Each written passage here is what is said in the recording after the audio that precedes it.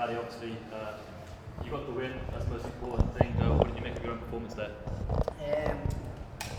In honesty, I sprained my ankle 2 weeks ago before this fight, and I wasn't able to do a lot.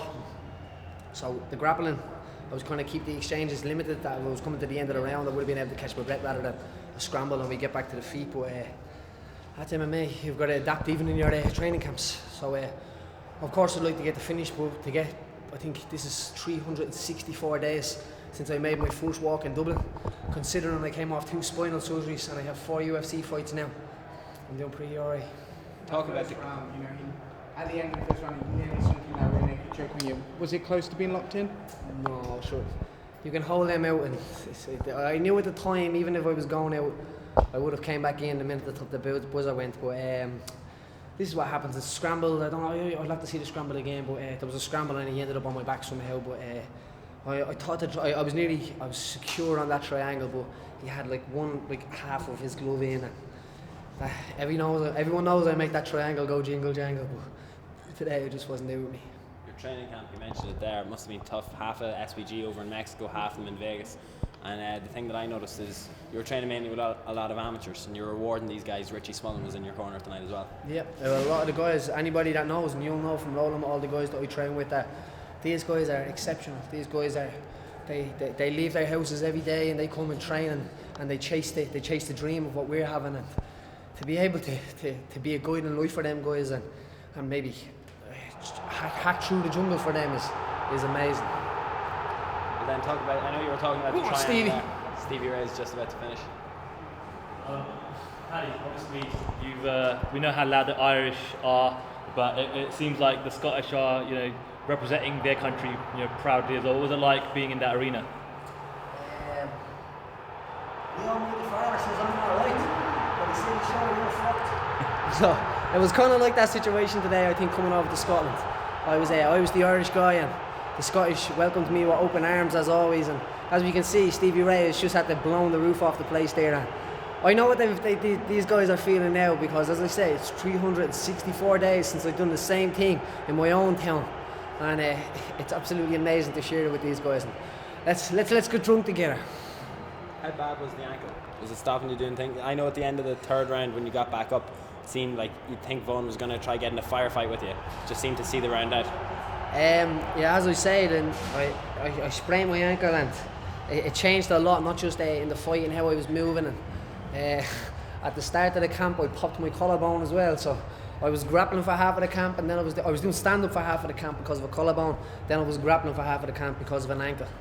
And then so we just sellotaped it on and threw it at his head. So that's just the way it is.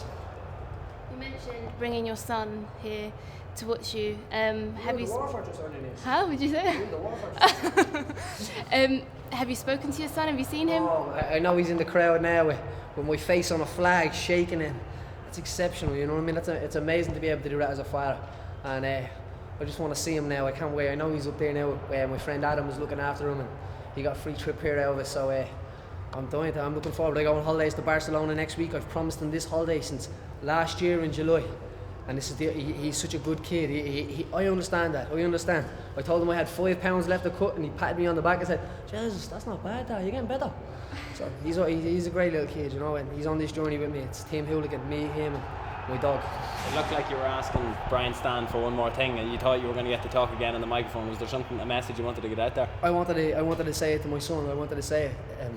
Here we are again, son. I told you this is what all the sacrifice is. Them days that I have to go running when I put you to bed, and when I wake up in the morning and I drop you to school, and sometimes I can't go to McDonald's with you and I can't do these things. And as I've said, he's such a good kid. He understands all of this, and he's 7, nearly 8 now.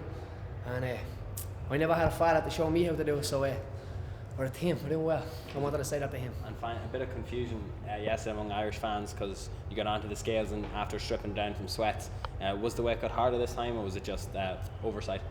What happened was that the scales that we had, we stood on it, we cut the weight down, we were sitting there on the bed, 2 hours to go to weigh in, and I moved the scales, and when I stood on it, it went up by a pound, and we had like 20 minutes to go, and no matter where I moved it around, it was still up a pound. So we just adapted again, and we put the sweats on in the room, and we got warm, and we travelled to the arena with the sweats on, and moved around in the arena with the sweats on, and then took them off, and I actually seen something on Twitter that somebody put up, and it made me laugh my ass off today. He said Paddy Holohan fighting back against the Ryanair charges, taking off all my clothes, and he had a gift of us something of it. So I replied to that guy, yeah, but no, the weight cut wasn't harder this time. The weight cut's good for me, you know. I have it down to a science, and that's my 4th time making it this year, and I've made 125. I overshot to 123 before, so it's no problem to me. And you see, I can do 3 5-minute rounds. It's good to go. 24, you know, Dublin, UFC returns to Dublin. The excitement's over. I can already see it on your face. Are you ready for that? I love Dublin, man. Dublin is the greatest city on earth. Tallaght in Dublin is the greatest city, and then a place called Jobstown inside Tallaght, inside Dublin, is the greatest place ever. And I love my people. I love Dublin. I love Ireland. I can't wait to get back to Dublin, and I can't wait to put a show on there again. As a somebody this time, I'm not coming as the warm-up act this time. You know what I mean? I'm coming as someone that's inspiring a whole nation as well. Paddy, obviously, a lot of the team members have been out in Vegas with the Conor McGregor camp, and a lot of them, I'm assuming, will be there while he coaches on The Ultimate Fighter as well. How does that change the dynamic in the SBG camp in Dublin, and how does that affect perhaps your preparation? As I always say, we are like a pack of Vikings. You know what I mean? We train, and we trade war tactics if you must, and say arms. And when the guys are away, it's easy to just send a video to somebody and say, check out this new thing, or how are you throwing this kick, and then you send a video. It's such a different world that we live in these days, and excuses are very easy to get. And if you want to find an excuse, you won't have to look too hard. But if you want to find a way, you have to be a special type of person and adapt and come over and refuse to find excuses. You told us that you want to get to that position where Conor is. What's next for you, and how long do you think it's going to take you to get to that kind of position? Well, I'd say I'll be fighting on Dublin. I'd say that's for sure. And I don't want to be in Conor's position. I admire Conor, and Conor has what he wants. That's what he wants, and I want what I want. And we all understand that. Conor understands that. Our whole team. It's the world that don't understand that. Where I am now, I live in Jobstown. I live in a council estate. I still live in my mother's house. That's where I want to be. You know what I mean? Like, it's not a choice. That's where I'm happiest. You can give me a mansion and you can give me other things, but I won't be happy there. I'm happy in Jobstown. I celebrate tonight. I'm gonna have a big creamy pint of the good stuff. Yeah, and tea. And tea. And with my son. My son is here, so but he won't be drinking the pint. Maybe. He's Irish. No. Child services will be on. No way. I'm going to have a pint with my friends and my coach. I haven't seen him. And I'm going to celebrate Conor's belt as well. Congratulations to the king, to the champ. And I'm going to celebrate. I'm going to have a pint in your name tonight, Conor, as well. And hopefully I'll pop out after Barcelona to the Ultimate Fighter and show some of them guys some skills as well. And it would be crazy going from trying to be a contestant on the Ultimate Fighter to going out and coaching a session. It goes to show that dreams do work.